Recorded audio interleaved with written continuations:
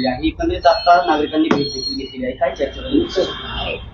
केंद्र सरकारने हा मोठा निर्णय घेतला होता, त्याला एक 4-5 वर्ष झाली की त्यांना सगळे मॅन्ड गेट, म्हणजे जिथे ज्याला मॅन्ड गेट म्हणतात रेल्वेमध्ये, जिथे जिथे एखादी व्यक्ती लागते तो दरवाजा उघडायला किंवा बंद करायला, तर ते सगळं त्यांना बंद करून, सगळे मॅन गेट्स 100% बंद करून त्यांना इथं तिथे RUB किंवा ओव्हर ब्रिज किंवा अंडर RUB किंवा ROB असं करायचं आहे. आणि त्याच प्रक्रियेतला हा भाग आहे. तर तिथे स्थानिक लोकांचं म्हणणं आहे की तिथला ब्रिज हा त्यांना गैरसोय होते. मी स्वतः आता ते साईट बघायला चालले. पुढच्या आठवड्यात अश्विनी वैष्णवजींची भेट घेऊन आणि मार्ग काढू, काय मार्ग काढता येईल, म्हणजे ज्याच्यात रेल्वेचंही भलं होईल आणि स्थानिक लोकांनाही गैरसोय होणार नाही. आणि सगळ्यात महत्वाची गोष्ट की तिथे सगळे चालणारे, फिरणारे, मोटरसायकलवर जाणारे, या सगळ्यांची सुरक्षितता हे केंद्रबिंदू ठेवून मार्ग काढला पाहिजे. कबूतरखान्यावर वाद निर्माण झालेला आपण बघितले की जैन धर्मियांनी आंदोलन केलं, परंतु त्यांना ताब्यात घेण्यात आलं नाही. आज आपलं मराठी एकीकरण समितीने आंदोलन केलं, परंतु त्यांना ताब्यात घेण्यात आलं. हा दुजाभाव होतो. मला दुजाभावाची सवय झाली आहे, कारण केंद्र सरकारमध्ये मागच्याच आठवड्यात आम्ही सगळे अतिशय शांततेच्या मार्गाने, महात्मा गांधींनी दिलेल्या संस्काराने आम्ही सगळे इलेक्शन कमिशनला 300 खासदार जात होतो. आम्हालाही तिथे आढळण्यात आलं, आम्ही रितसर परवानगी घेऊन हे सगळं करत असतानाही आम्हालाही तिथे लोकशाही पद्धतीने तिथे जाता आलं नाही. 2 दिवस झाले संसदेमध्ये आम्ही चर्चा मागतोय. सत्ताधारींचे माईक सुरू होतात, पण विरोधकांचा माईक सुरू होत नाही. हे दुर्दैव आहे. आणि एका सशक्त लोकशाहीमध्ये चर्चा ही झालीच पाहिजे. राज्यातील काही मटण भागामध्ये 15 ऑगस्टला चिकन आणि मटण आणि कत्तलखाने बंद ठेवण्याचा निर्णय घेण्यात आलेला आहे. राजकीय प्रतिक्रिया कालपासून त्याच्यावरती यायला लागले. तुम्हाला काय वाटतं? कारण कुठेतरी अभिव्यक्ती स्वातंत्र्य अवघात आणण्याचा हा प्रकार केला जातोय का? अर्थातच काही विषयच नाहीये. म्हणजे मला असं वाटतं आज राज्यासमोर ह्या सरकारकडे तुम्ही बघताय, शेतकऱ्यांच्या आत्महत्या वाढलेल्या आहेत, शिक्षक आत्महत्या करतायत, जलजीवन मिशनचे काम करणारे लोक आत्महत्या करतायत. अशा परिस्थितीमध्ये जर एवढ्या आत्महत्या चाललेल्या आहेत, वेगवेगळ्या घटकातले लोक आत्महत्या करतायत कारण का सरकार पेमेंट देत नाही, एकीकडे चाललंय. दुसरीकडे महाराष्ट्राचा जो कर्जाचा डोंगर आहे तो वाढतच चाललाय. हे मी म्हणत नाही, केंद्र सरकार, महाराष्ट्र सरकारचा डेटा सांगतो. 26 लाख लाडक्या बहिणींना त्यांनी भाऊबीजेलाच गिफ्ट दिले की आता तुम्हाला इथून पुढे पैसे मिळणार नाही. त्यामुळे अशी परिस्थिती असताना या सरकारचं लक्ष नक्की कुठल्या कामावर आहे? म्हणजे कोणी काय खायचं हे सरकार ठरवणार. आता कुठल्या दिवशी आम्ही काय खायचं? भारतरत्न डॉक्टर बाबासाहेब आंबेडकरांच्या संविधानाने हा देश चालतो, कोणाच्या मरमर्जीने चालणार नाही आणि आम्ही चालू देणार नाही. कबूतरखान्यासंदर्भात न्यायालयीन प्रक्रिया राबवत असताना याला धार्मिक रंग दिला जातोय असं वाटत नाही? काही असलं तरी चर्चा तर झाली पाहिजे ना. स्थानिक आमदार असतील, खासदार असतील, लोकप्रतिनिधी असतील, सरकार असेल. सरकार काय करते? सरकारमधलेच लोक वेगळी एक लाईन घेत आहेत, कोर्टाची एक लाईन, सरकार कधीतरी वेगळी लाईन घेत आहे. सरकारच्या लाईन मध्ये पण सातत्य दिसत नाही ना. धनंजय मुंडे निवासस्थान सोडत नाहीत आणि दुसऱ्या बाजूला छगन भुजबळ यांना निवासस्थान मिळत नाही. हा वाद सुरू आहे. धनंजय मुंडे हे शासकीय निवासस्थान सोडत नाहीत, मात्र मुंबईच्या गिरगावमध्ये कोट्यावधींचा त्यांचा फ्लॅट त्या ठिकाणी आढळून आलाय. मुंबईमध्ये अजून 2 ठिकाणी त्यांचे फ्लॅट आढळून आलेत. मग असं असताना धनंजय मुंडेंना शासकीय निवासस्थान का सोडू वाटत नाही? हा प्रश्न मला विचारायच्या ऐवजी तुम्ही माननीय मुख्यमंत्र्यांना विचारा, कारण का त्यांच्या सरकारचा हा निर्णय, तुम्हाला त्याचं उत्तर त्यांना द्यावं लागेल. शरद पवारांनी जो दावा केला होता की निवडणुकीआधी मला 2 जण येऊन भेटले होते, तर ह्या वक्तव्यावरून आता अजित पवारांनी खरं तर शरद पवारांवर निशाणा साधलाय. अजित पवार असं म्हणतायत की त्यांनी बारामती लोकसभेचं उदाहरण दिलं, विधानसभेचं उदाहरण दिलं. मला ज्या वेळेस माझ्या कॅन्डिडेटला लोकसभेला कमी मतं मिळाली त्यावेळेस विरोधातला कॅन्डिडेट निवडून आला, अर्थात तुम्ही निवडून आला. मग विधानसभेला तरी देखील लोकांनी मला 1 लाख मतांनी निवडून दिलं. मग असं असताना विरोधक पुन्हा म्हणतील मी त्या ह्याच्यामध्ये घोटाळा केलेला आहे. कसं बघता या वक्तव्याकडे? हा एक विषय एका मतदारसंघाचा विषयच नाहीये. तुम्ही जर राहुल गांधींची प्रेस कॉन्फरन्स बघितली आणि तुमच्याच चॅनलनी ज्यांची नावं राहुलजींनी लावली, इथे तुमचंच चॅनल त्या घरी गेलंय ना. तुमच्याच चॅनलनी मला दाखवलं की एका घरात एवढे लोक राहतच नाहीत. हे मी नाही म्हणत आहे, हे तुमच्या सगळ्यांच्या चॅनलनी तिकडे घरी जाऊन चेक केलंय की डुप्लिकेट नावं कशी आहेत. आणि हा बारामती लोकसभा मतदारसंघाचा विषयच नाहीये, हा काश्मीर टू कन्याकुमारीचा विषय आहे. हा एक कुणाचाच विषय नाहीये, हा एका प्रक्रियेचा विषय आहे. आणि पवार साहेबांचं स्टेटमेंट तुम्ही परत ऐका. ते काय म्हणले, 2 लोक आमच्याकडे आले, त्यांनी कुणावरच आरोप केला नाही. पवार साहेबांनी 6 दशकांमध्ये त्यांच्या राजकारणात कधीच कुणावर आरोप केले नाही. तुम्ही त्यांची प्रेस कॉन्फरन्स परत जबाबदारीने पहा. ते काय म्हणले, असे 2 लोक माझ्याकडे आले. मी म्हणले काय चाललंय टेक्नॉलॉजीचं. राहुल गांधींचा त्यांना फोन आला. ते दोघं भेटले आणि ते म्हणले ह्याच्यात आपल्याला काही पडायचं नाही आणि ह्याच्यावर आमचा विश्वास नाही असं म्हणून सोडून दिलं. त्याच्यामुळे आरोप नाही येतो, ते एक स्टेटमेंट आहे. हा पहिला मुद्दा.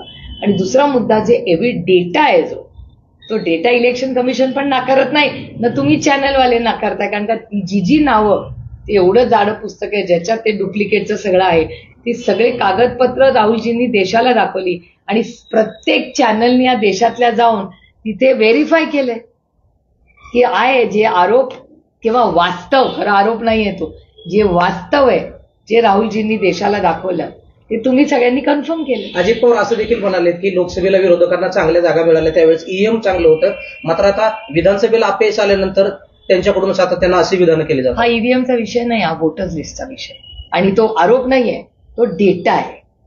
आणि मुकेश अंबानीच म्हणतात की आज तेलापेक्षा डेटा जास्त मोठा आहे. Data is the new oil.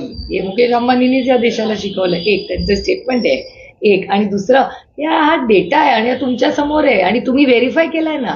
हा ईव्हीएमचा विषय नाही आहे, हा वोटर्स लिस्टचा डेटा आहे. आणि बारामती लोकसभा मतदारसंघाचा विषयच नाही आहे, ही एक तंत्रज्ञानावर झालेले Kashmir to Kanyakumari voter list मधल्या गोष्टी. भविष्यातील निवडणुका लोकशाही पद्धतीने होतील असं वाटतंय?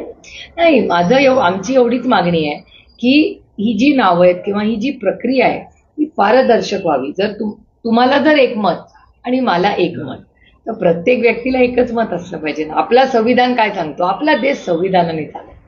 तर जर तुम्हाला एक मत, मला एक मत, प्रधानमंत्र्यांना एक मत, सलमान खानला एक मत, सगळ्यांना समान नाही ना आहे. माधुरी दीक्षितला पण एकच मत. त्याच्यामुळे सगळ्यांना एकच मताचा अधिकार आहे, तर प्रत्येकाने एकच मत द्यावं. आणि जर असेल तर फॉर्म्समध्ये एका घरात चुकीचे पत्ते, चुकीची आधार कार्ड, खोटी आधार कार्ड, हे तर तुमच्याच चॅनलनी दाखवलेलं आहे. तुमच्या सगळ्या चॅनल्सनी व्हेरीफाय केलंय.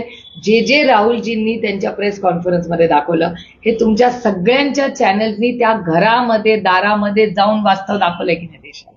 म्हणजे दूध का दूध, पाणी का पाणी, साफ आहे. यादवांनी काल 2 जे आहेत ते मयत दाखवले होते ते कोर्टासमोर हजर केले, कसं बघता या सगळ्या?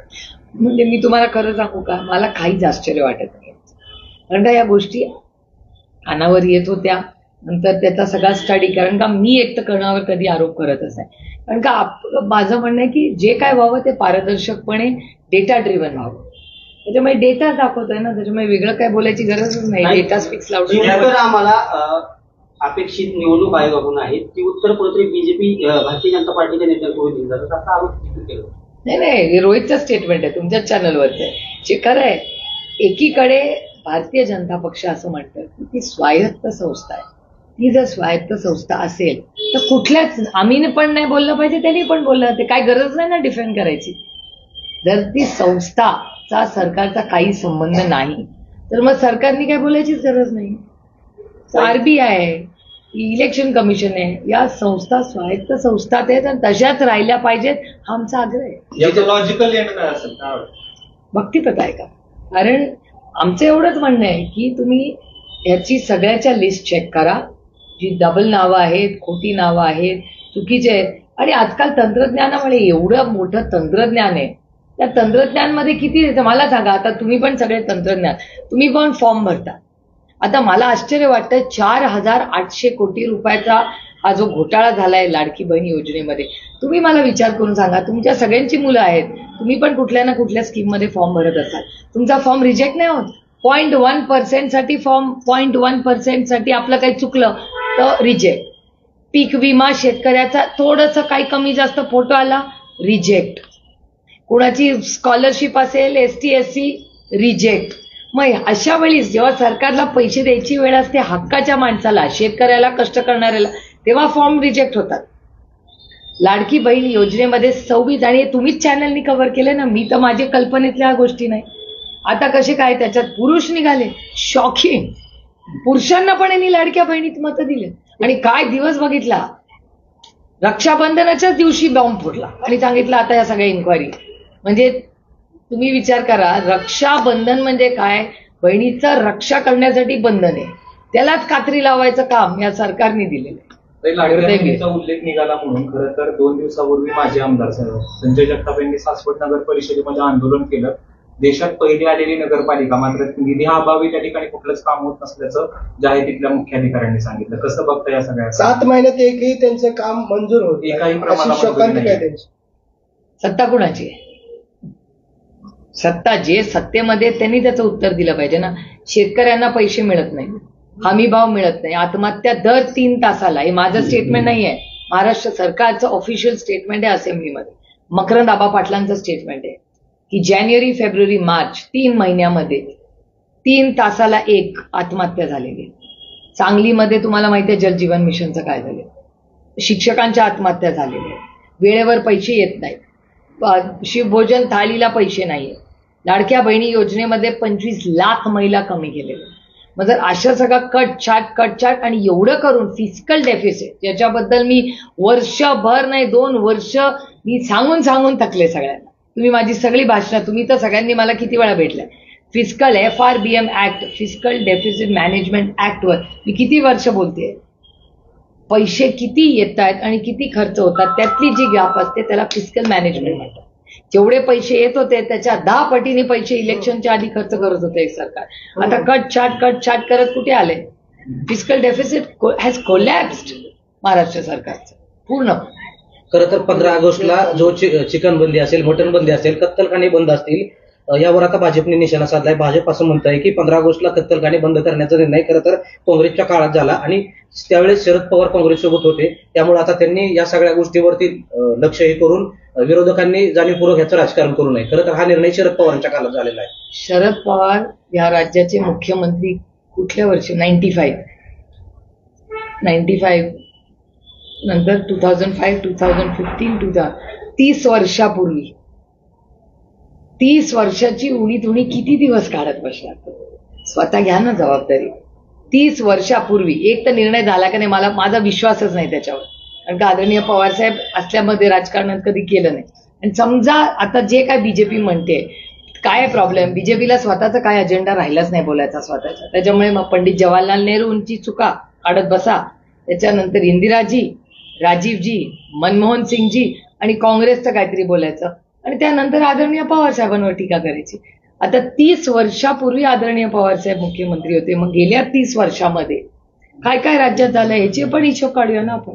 संजय राऊत असं म्हणतात की देवेंद्र फडणवीस यांना सूचना आल्या की शिंदे आणि सहकाऱ्यांना गांभीर्याने घेऊ नका, म्हणून हा सर्व चाललेला खटाटोप.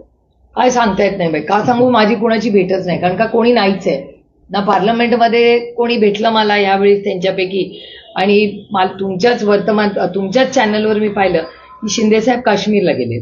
आणि मला वाटतं ते भरत गोगावले पण कॅबिनेटला होते, त्यांचे काही लोक, ते कोण दिल्लीला होते, काय होते, मला काही दिल्ली दिसले नाहीत ते कोणी, पण माहिती नाही ते कुठे आहेत. त्याच्यामुळे हे सगळं तुमच्या चॅनलवरच कळतो. आम्ही आमच्या कामात इतके. तुळजाभवानीच्या शिखरावरून वाद सुरू झालेला आहे. आज पुरातत्व विभागाचा अहवाल सादर होणार आहे की खरंच या म्हणजे शिखर पाडण्याला विरोध होतोय. रिनोव्हेशन होते. मला असं वाटतं स्थानिक लोक, तिथले जे स्थानिक लोक आहेत, विभाग आणि या सगळ्या राज्याचा नाही देशाच्या आस्थेचा विषय. त्याच्यामुळे माननीय मुख्यमंत्र्यांनी याच्यात लक्ष घातलं पाहिजे आणि माननीय मुख्यमंत्र्यांनी इथल्या सगळ्या लोकांना एकत्र घेऊन चर्चा करून याच्यातून मार्ग काढला पाहिजे. देवेंद्र फडणवीस मराठ्यांचं आंदोलन दडपतायत असा आरोप जरांगे करतायत. मुंबईच्या आंदोलनाला तिकट कारस्थान करून ते करण्याचा प्रयत्न करतात. ही लोकशाही आहे. लोकांना मन मोकळं करायचा अधिकार आहे. त्यांचे काही अनुभव असतील, मला नाही माहिती. खरं तर जी ओबीसी मंडल यात्रा सुरू झाली, या यात्रेहून आता ओबीसी नेते यांनी टीका केली. ओबीसींना येड्यात काढायचं काम शरद पवारांनी करू नये असं त्यांनी म्हटलंय. त्यांना भुजबळ साहेबांचं स्टेटमेंट पाठवण्यात एकाच बाजूला आहे. विकासाची कामे करण्याऐवजी लोक टीव्हीवर जास्त बोलतात असा आरोप जे आहे ते अजितदादांनी केलेला आहे. कशावर बोलतात? टीव्हीवर जास्त बोलतात. आता तो तुमचा व्यवसाय आहे, तुम्हीच ठरवा काय. तरी बारामतीचा अपघात घडलाय त्यानंतर आपल्या प्रशासनाला काय सूचना असणार आहे? नाही, बारामतीत असं म्हटलं, मी आजच वेळ मागितली होती पण ते जागेवर नाही आहेत अधिकारी, पोलीस यंत्रणा पण आणि ऍडमिनिस्ट्रेशन पण, की बारामतीमध्ये कुठेही डेव्हलपमेंट झाली की ऍक्सिडेंट वाढतात. बारामतीत एकट्याच अशी नाही, हायवेजवर होतात, सगळीकडे होतात. आपण सगळ्यांनी पूर्णपणे ह्याच्यात जातीने लक्ष घातलं पाहिजे. स्पीड ब्रेकर्स वाढवले पाहिजेत आणि सायनेजेस वाढवले पाहिजे. आणि स्पीड ब्रेकर्स तर तातडीने, मला सांगितलं होतं प्रशासनाने की आम्ही या आठवड्यात स्पीड ब्रेकर करू, एकही स्पीड ब्रेकर वाढलेला नाहीये. बारा स्पीड ब्रेकर झाले, खिचडी व्हायला लागली. आता त्याच्यामध्ये नव्याने सूचना देण्यात आल्यात की ठिकठिकाणी सिग्नल यंत्रणा बसवावी. आपल्या इथं साधारणतः 200 ते 300 मीटरवर चौक आहे. मग सिग्नल यंत्रणा ज्या ठिकाणी बसवण्यात येणार त्या प्रत्येक ठिकाणी स्पीड असं वाटतं. उदाहरण टाईप द्यायचं झालं तर आपण समजा एमआयडीसीत निघालो तर प्रत्येक चौकामध्ये दोन्ही बाजूला स्पीड ब्रेकर केले. मग तिथं जर सिग्नल यंत्रणा बसवल्यानंतर वाहतूक कोंडी होईल का सुरळीत होईल, आपला काय अनुभव? तज्ज्ञांना विचारा. गडकरी साहेबांनी जेव्हा नवले ब्रिजला माझ्याकडे सातत्याने ऍक्सिडेंट्स होते, तो आपल्याच बारामती लोकसभा मतदारसंघाचा भाग आहे, मी गडकरी साहेबांची मदत घेतली. त्या चौकासाठीही मी ते सगळे आणले होते. आता कलेक्टरांशी सातत्याने या विषयावर बोलण्यात आलंय की तो एनजीओ आहे जो ह्याच्यातच तज्ज्ञ आहे की जे ऍक्सिडेंट, ज्याला ब्लाइंड स्पॉट्स म्हणतात इंग्रजीमध्ये, ट्रॅफिकच्या भाषेमध्ये, त्या ब्लाइंड स्पॉट्समध्ये जिथे ऍक्सिडेंट्स होतात तिथे काय करता येईल, एखादा आरसा लावता येतो, तिथे सिग्नल लावता येतो, तिथे रम्बलर्स करतात. आम्ही सगळीकडे स्पीड ब्रेकर नाही केले नवले लॉन्चला, तिथे रम्बलर्स केले. ते छोटे छोटे असतात बघा, त्या रम्बलर्सनी हळूहळू स्पीड कमी होते. आणि आता म्हणजे मला अभिमान वाटतो आणि मी जाहीरपणे त्याच्यासाठी गडकरी साहेबांचे आभार मानते की सगळ्यांची, म्हणजे जे ड्रायव्हर्स आहेत, सगळे चालक आहेत, त्यांचंही सहकार्य झालं, स्पीड कमी झाली. नवले ब्रिजवर आता आधीसारखे ऍक्सिडेंट होत नाही. अशा दुर्घटना त्याच्यामुळे बारामतीचा एक ड्रॉइंग करून, मागेही तो एनजीओ इथे मी बोलवला होता, त्या एनजीओला गडकरी साहेबांच्या त्या एनजीओचं मार्गदर्शन घेऊन बारामतीचं ट्रॅफिक प्लॅनिंग, जसं टाउन प्लॅनिंग करतो तसं ट्रॅफिक प्लॅनिंग तातडीने करण्याची गरज आहे. एसटी मध्ये घडलेली जी काटेवाडीमधली घटना आहे त्यानंतर पण बारामतीत असं सुरक्षित नसल्याचं बोललं जातंय. सुरक्षित कोणीच नाही महाराष्ट्रात. पुण्यात पण घटना होतात, बारामतीत होतात, सगळीकडे राज्यात क्राईम वाढलाय. मी म्हणत नाहीये. केंद्र सरकारचा होम डिपार्टमेंट, गृह मंत्रालयाचा केंद्र सरकारचा डेटा सांगतो की महाराष्ट्रात क्राईम वाढलेला आहे. तिथे पण त्यांची सत्ता इथे, विरोधक म्हणून म्हणत नाहीये मी, डेटा तुमच्या समोर. पंतप्रधान मोदी हे पुढच्या महिन्यात अमेरिकेला जाणार आहेत आणि डोनाल्ड ट्रम्प यांची भेट घेणार आहेत. सातत्यानं मोदी सांगतायत की ट्रम्प हे माझे मित्र आहेत, मात्र ट्रम्प हे सातत्यानं भारतावर जास्तीचा टॅरिफ लादतायत. मोदीजी आता चायनाला जाणार आहेत आता पहिली त्यांची भेट चायनाला आहे. चायनाची व्हिजिट झाल्यानंतर मोदी साहेब अमेरिकेला जाणार आहेत. कुठल्याही लोकशाहीमध्ये प्रधानमंत्री जेव्हा फॉरेनला जातात तेव्हा आम्ही सगळे त्याचा, अर्थातच आमची अपेक्षा आहे नागरिक म्हणून, लोकप्रतिनिधी म्हणून, की चर्चा ही झालीच पाहिजे. याचं कारण की मनमोहन सिंग साहेबांच्या काळात इकॉनॉमी उघडली, मोठे रिफॉर्म झाले. ही एक खूप मोठी संधी आहे आपल्या देशाला रिफॉर्म्स करण्याची. आणि त्याच्याच बरोबर टॅरिफ्समध्ये जे काही आपल्याबद्दल घडलं, दुर्दैव आहे खरं, मला हे व्यासपीठ नाही त्याच्यावर टीका करायचं, पण आम्हाला सरकारकडून जास्त अपेक्षा होत्या. जेव्हा ऑपरेशन सिंदूरसाठी आम्ही सगळे गेलो तेव्हा सगळ्या टीम्स, पक्ष, मतभेद सगळे बाजूला ठेवून आम्ही देशासाठी गेलो. तसंच टॅरिफसाठी का नाही मदत घेत हे सरकार? जर टॅरिफ्स असेल, चायनाचे Tier 2 डायलॉग्स असतील, या सगळ्या आंतरराष्ट्रीय मध्ये काँग्रेसमधले अतिशय, काँग्रेस म्हणू नका पण त्यांनी त्या विचारधारेत अतिशय उत्तम काम केलंय. का नाही त्या तज्ज्ञांचा उपयोग हे सरकार करत? राजनीती होती राहिली, पण हा राजनीतीचा विषय नाही, देशाचा विषय. टॅरिफ्समध्ये अनेक इंडस्ट्रीज आहेत ज्यांच्यावर खूप मोठा इम्पॅक्ट होणार आहे. जर 50% राहिलं तर आपलंही नुकसान होणार आहे, अमेरिकेचंही नुकसान होणार आहे. फक्त आपलं नुकसान होणार नाहीये, अमेरिकेचंही नुकसान त्याच्यात होणार आहे. त्यामुळे हा खूप गंभीर विषय आहे. आमची अपेक्षा आहे की भारत सरकारने एक ऑफिशियल स्टेटमेंट कॉमर्स मिनिस्ट्रीनी पार्लमेंटमध्ये करून त्याच्यावर चर्चा घ्यावी. छगन भुजबळ यांचं गोंदिया जिल्ह्यामध्ये झेंडावंदनासाठी नाव डिक्लेअर करण्यात आलं. परंतु छगन भुजबळ म्हणतात मी नाशिक सोडून गोंदियाला का जाऊ? खरंच आहे, भुजबळ साहेबांना गोंदियाला पाठवत आहे. एवढे सिनियर मोठे नेते आहेत आपल्या राज्याचे, ते बरोबर आहे तुमचं. सिनियरिटी वाईज भुजबळ साहेबांनी नाशिकलाच करायला पाहिजे. अगदी बरोबर आहे त्यांचं. आणि एवढ्या वयाचा अनुभवाचा उपमुख्यमंत्री राहिलेले ते राज्याचे, खूप मोठा अनुभव आहे भुजबळ साहेबांचा. अगदी बरोबर आहे. भुजबळ साहेबांनी नाशिकलाच केलं पाहिजे एजेंडावर. रायगडचं पालकमंत्री पद हे अद्यापही प्रलंबित आहे. आदित्य तटकरेंना झेंडावंदनाचा मान मिळाला म्हणून भगत गोगावले कुठेतरी नाराज असल्याची चर्चा आहे. गिरीश महाजनांना त्या ठिकाणी संधी देण्यात येणार. तो आता त्यांचा अंतर्गत प्रश्न आहे. पण माझं म्हणणं आहे भुजबळ साहेबांना नाशिकचं द्यायला पाहिजे का, तर अर्थातच सिनियरिटीमध्ये द्यायला पाहिजे असं माझं म्हणणं आहे. एकंदरीत राज्य सरकार हे 3 पक्षांचं आहे, ठीक आहे. कसं बघताय तिन्ही पक्षांकडे, विरोधक म्हणून आणि महाराष्ट्राचा विरोधक म्हणून नाही. मला एकाच गोष्टीचं दुःख होतं की एवढं मोठं मॅन्डेट या सरकारला दिलं, एवढं मोठं मॅन्डेट, तर काम करायच्या ऐवजी स्टेटमेंट्स आणि महाराष्ट्रात प्रगती काय झाली. नोव्हेंबरमध्ये यांचं सरकार आलं, आपण ऑगस्टमध्ये बसलोय. मला सांगा ना 5 मोठी या सरकारने केलेली कामं सांगा ना. कमी केलेल्याची लिस्ट मी 50ची तुम्हाला देऊ शकतो. पण गेल्या 8-9 महिन्यामध्ये महाराष्ट्रामध्ये कुठली क्रांती घडली एवढं मोठं झालं. शेतकऱ्यांच्या आत्महत्या वाढल्या, शिक्षकांची मोठी आंदोलनं झाली, आत्महत्या झाल्या. त्यानंतर जलजीवन मिशनचा अतिशय म्हणजे वर्स्ट इम्प्लिमेंटेशन या राज्यात झालेले. मी म्हणत नाही, तुमच्या सगळ्या चॅनल्सनी दाखवले, आरोप नाहीये, वास्तव आहे. मी स्वतः त्या कार्यक्रमासाठी आम्ही सगळ्या खासदारांनी प्रयत्न केले की निधी आला पाहिजे. शिक्षणात तीच परिस्थिती, इन्फ्रास्ट्रक्चर, यांना मोठे मोठे रस्ते कॉन्ट्रॅक्टचे पाहिजेत. लाडकी बहीण योजनेमध्ये एवढा हजारो कोटी रुपये पुरुषांना पण घातलं त्या लिस्टमध्ये.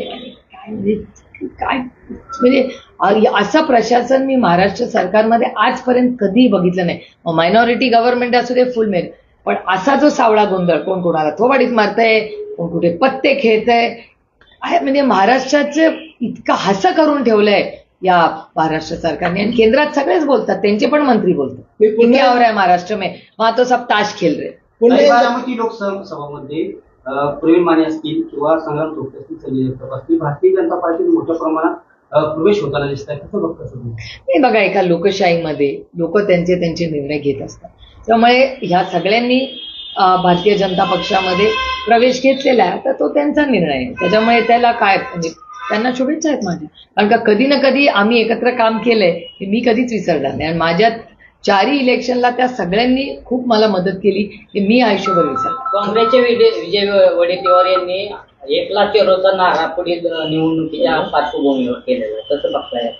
हो, तुम्हाला आठवत असेल राष्ट्रवादी काँग्रेस आणि काँग्रेस एकत्र असताना जिल्हा परिषद, कॉर्पोरेशन आम्ही वेगळेच लढायचो.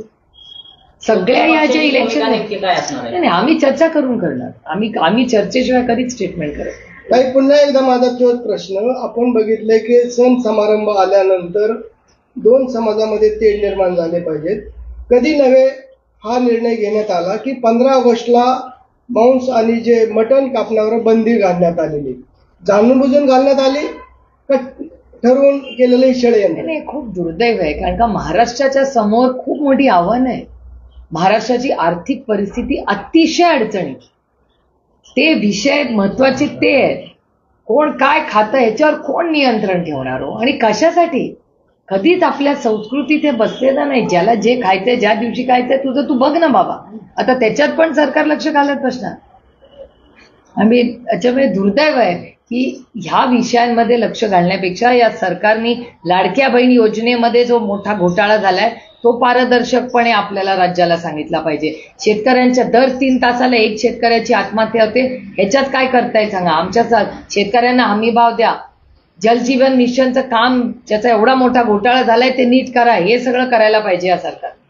आणि नको त्या विषयांमध्ये डायव्हर्ट करून लक्ष नाही या सरकारचे. दुर्दैव आहे की एवढं मोठं मतदान या सरकारला मिळालं, पण 8 महिन्यात काय मोठी क्रांती केली या सरकारने? शून्य. खरं तर ताई, भाजपचं गेल्या अनेक वर्षांपासून मिशन बारामती लोकसभा हे स्वप्न आहे. आता लोकसभा जिंकण्यासाठी भाजपनं खरं तर अनेक दिग्गज नेते ज्यांनी तुमच्यासोबत काम केलंय त्यांना आपल्या ताफ्यात घेतलेलं आहे. तुम्हाला वाटतंय का की येणाऱ्या कालावधीमध्ये भाजप बारामती लोकसभा काबीज करण्याच्या तयारीने या सगळ्या त्यांनी गोष्टी केलेल्या? प्रत्येक जण आपले सीट वाढवायला प्रयत्न करतच ना. लोकशाहीमध्ये त्याच्यात गैर काय? ताई, आपण दिल्लीमध्ये नरेंद्र मोदी यांची भेट घेतली, त्यांचा सन्मान केला, नंतर सोनियांना देखील. पहिलं मी खडगेजींना भेटली सकाळी 10 वाजता. मग अशा सर्व पद्धतीने आपण सर्वांची गाठी भेटी घेतल्या. एवढ्या 8-10 दिवसामध्ये काय नवीन बदल होतील अशी अनेकांना शंका आहे. काय होईल? एक तर मी दिल्लीला जेव्हा जाते तेव्हा प्रत्येक मंत्र्याला भेटते, कारण का बारामती लोकसभा मतदारसंघ आणि महाराष्ट्राची अनेक कामं प्रलंबित असतात आणि मी प्रत्येक फोटो टाकते. ऑपरेशन सिंदूरला माननीय प्रधानमंत्र्यांचा मनाचा मोठेपणा होता की आम्ही विरोधक असलं तरी आम्हाला पाठवलं, नुसतं पाठवलं नाही, आम्हाला लीड करायची संधी दिली. त्यामुळे तो विश्वास माननीय प्रधानमंत्र्यांनी टाकला. त्याचे आभार मानण्यासाठी मीही गेले, कन्नीमोळीही जाऊन आल्या, प्रियांका चतुर्वेदीही जाऊन आल्या. आम्हाला म्हणजे मी स्वतःच माननीय प्रधानमंत्र्यांची वेळ मागितली होती आणि सविस्तर चर्चा करायची संधी मिळाली. त्याबरोबर वन नेशन वन इलेक्शन या कमिटीवर आहे मी, प्लस इन्कम टॅक्सचं बिल जे आत्ता आलंय त्याही सिलेक्ट कमिटीवर मला काम करायची संधी मिळाली. त्यामुळे ह्या सगळ्यावर सविस्तर आदरणीय प्रधानमंत्र्यांना त्याचे आमचे काही अनुभव आहेत काय हे सांगण्याची संधी त्या वेळेत मला मिळाली. खडगेजींबरोबर माझी रोजच भेट होते, कारण का पार्लमेंटमध्ये काय स्ट्रॅटेजी करायची. आणि माननीय सोनियाजींना हँडलूमची फार आवड आहे आणि महाराष्ट्र आणि त्यांना कधी बघा त्यांनी भारतातल्या अतिशय चांगल्या जे म्हणजे त्याला आपण विवर्स म्हणू त्यांना नेहमीच त्यांनी खूप मोठी संधी दिलेली आहे. त्यामुळे पैठणी आणि वर्ल्ड हँडलूम डे म्हणून या सगळ्यांची गाठीभेटी त्या दिवशी घेतली आणि वर्ल्ड हँडलूम आपल्या पैठणी साडीला अजून आपल्याला राष्ट्रीय पातळी आणि आंतरराष्ट्रीय पातळीवर आपण आपल्या पैठणीची एक वेगळी ओळख देऊन तिला इंटरनॅशनल लेवलला कसं नेऊ शकतो, तिथल्या व्ह्युअर्सला काय संधी देऊ शकतो, याच्यासाठी त्या सगळ्यांच्या मी भेटी त्या दिवशी घेतल्या. आपल्याला 9 ते 10 वेळा संसद रत्न पुरस्कार मिळालेला आहे, परंतु आपण पाहतोय की कोविड नंतर जे रेल्वेच्या सुविधा होत्या की ज्येष्ठ नागरिकांसाठी आणि जे अधिस्वीकृती पत्रकार असतील यांना 50% सवलत होती, परंतु या सर्व सवलती बंद केलेल्या आहेत. या बाबतीत आपण आवाज उठवणार आहात? नाही, माझी अश्विनी वैष्णवांची दर सेशनला या विषयावर भेटेल. आमची विनंती आहे की तुम्ही गाडीचे थांबे वाढ, जेजुरीला असेल, दौंडला असेल, दौंडला आपलं म्हणजे आमचं सरकार असताना 150 गाड्या थांबायच्या दौंड स्टेशनला, दौंड जंक्शन म्हणायचे, मला आठवत असेल. आता जेमतेम 50-60 गाड्या थांबतात दौंडला, दौंड स्टेशनला. नीरा, जेजुरी, आमची मागणीच आहे ना, नीरा, जेजुरी, दौंड, बारामती सगळीकडे आणखीन गाड्या द्या आम्हाला, भिगवणला आणखीन गाड्या द्या, स्टॉपेजेस द्या. पण हे रेल्वे मंत्रालय म्हणतं की आम्ही सगळीकडेच देशात स्टॉपेजेस कमी केले, आम्हाला एफिशियन्सी वाढवायची. ते एफिशियन्सी वाढवायची बरोबर आहे त्यांचा मुद्दा, पण दौंड सारख्या ठिकाणी, भिगवणच्या ठिकाणी, नीराला असेल, जेजुरीला असेल, इथं थांबलं तर पाहिजेच ना. ही ट्रेन कुणासाठी आहे? तर ह्या देशातल्या कष्ट करणाऱ्यांसाठी. त्याच्यामुळे थांबे असलेच पाहिजेत. ती विमान नाहीये, ती ट्रेन आहे. गरीब रथ करा. माझा काही विरोध नाही त्यांच्या त्या नवीन जोरात जाते त्या ट्रेनला, काय त्याचं नाव आहे, वंदे भारतला माझा विरोध नाही, जरूर वंदे भारत करा, पण प्रत्येक वंदे भारत बरोबर 5 गरीब रथ तरी ठेवा देश कष्ट करणाऱ्यांचा, तर ते करा. त्याच्यानंतर ज्येष्ठ नागरिकांसाठी या सगळ्या ज्या सवलती आहेत या सातत्याने आम्ही मागतोय. सगळेच म्हणजे भारतीय जनता पक्षाचे पण लोक म्हणतात की द्या, ते अधिकार आहे तुमचा. ते म्हणतात आमच्या फायनान्समध्ये बसत नाही. असं होत नाही. शेवटी ते सरकार आहे आणि सरकार जर सर्वसामान्य माणसासाठी नसेल तर मग कुणासाठी आहे? फक्त मोठ्या लोकांसाठी आहे सरकार. काही यवतमध्ये हिंसाचार झाला, त्यामध्ये अनेक गोरगरीब मुलांवरती गुन्हे दाखल झाले, कसं खूप दुर्दैवी आहे. म्हणजे मी तेव्हाही कधी एकही स्टेटमेंट तेव्हा केलं नाही. मी फक्त हात जोडून विनंती केली की बाबा शांतता राखा. मी स्वतः आप्पासाहेब पवार माझे सहकारी त्यांच्याशी बोलले, मी राहुल कुलांशीही बोलले. त्यावेळी राहुल कुल, मी, आप्पासाहेब पवार आम्ही सगळ्यांनी एकत्र मिळून ठरवलं होतं की ही राजकारण तर चलता रहेगा, पण आता आपल्याला आपलं दौंड हे शांत ठेवलं पाहिजे.